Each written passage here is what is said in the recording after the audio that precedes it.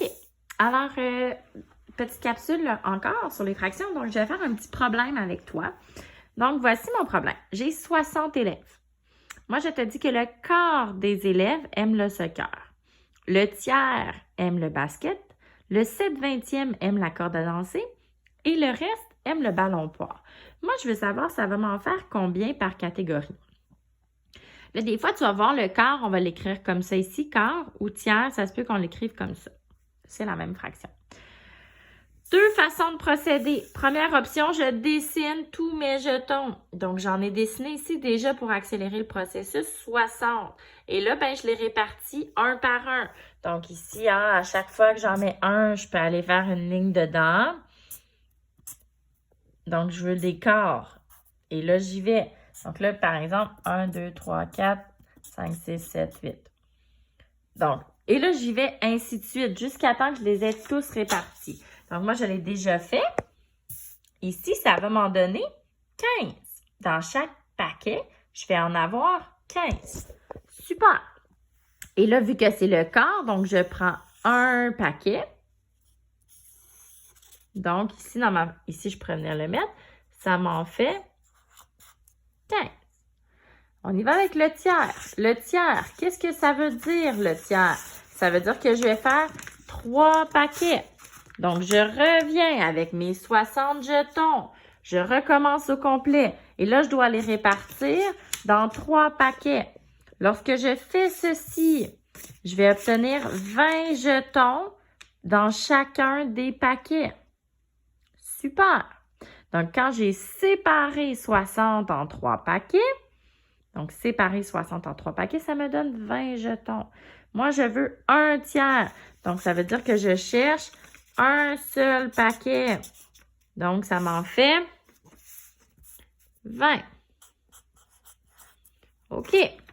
Je poursuis. Je reviens. Je repars toujours avec mes 60 jetons. Donc là, mes 60 jetons, je veux 7/20e. 7/20e, là, ça veut dire que je vais faire 20 paquets. Donc là, regarde bien ici. Moi, j'ai fait 20 paquets. Dans chaque paquet, ça m'en a donné 3. Mais ça, je ne m'arrête pas là parce que moi, ma fraction que je cherche, c'est 7/20e. Donc, je dois prendre 7 paquets.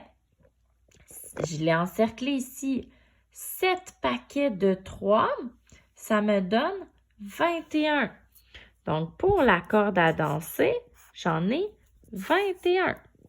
OK. J'arrive à mon problème et je vois ça, le reste. Souvent, on va voir ça dans les problèmes, le reste. Quel est mon tout? Je me questionne. Donc, c'est quoi mon nombre total que je dois avoir? C'est 60. Est-ce que je peux arriver à 61? Non. Ça peut arriver à 59? Non. Tous mes élèves doivent rentrer dans une catégorie. J'en ai 15 là, 20 là, 21 là.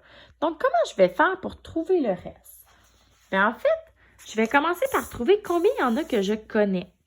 Donc, je connais le 15, je connais le 20 et je connais le 21. Si je les additionne ensemble, les 3, donc ça me donne 6, 1 plus 2, 3, 4, 5, 56. Donc, dans les 3 catégories ici, ici et ici, j'en ai 56. Combien il m'en reste pour le ballon poire? Donc, quand je cherche le reste, c'est que je fais mon total, mon grand total qui était 60, moins tout ce que je connais déjà. Donc, il y en a 56 que je connais déjà. Donc, si je veux faire la soustraction 60 moins 56, ici, je ne peux pas, j'emprunte. Donc, 10 moins 6, 4, 5 moins 5, 0. Donc, combien il m'en reste pour le ballon poire? Il m'en reste 4. À la maison, tu peux le faire avec des jetons, tu peux le faire en dessin. Pratique-toi, reviens-le, essaie-le le problème et vois si tu arrives au même résultat.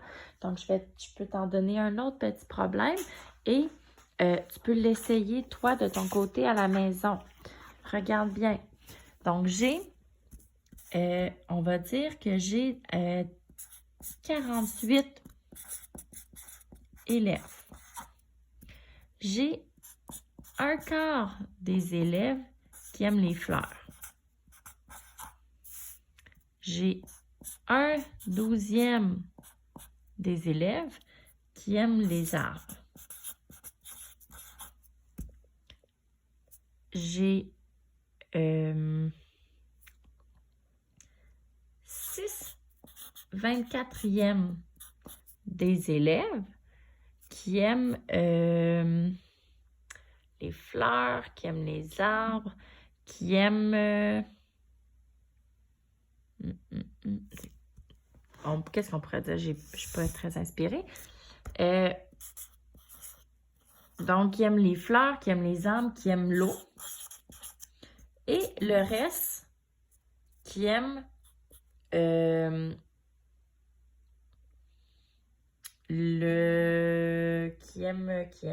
qu'est-ce que le reste pourrait aimer? Les fleurs, les arbres, l'eau. Et les autres aiment beaucoup les montagnes. Donc, je veux savoir combien ça va m'en faire par catégorie. Donc, je te laisse sur ce petit problème et je t'invite à l'essayer à la maison. Donc, voir si tu es capable de le résoudre.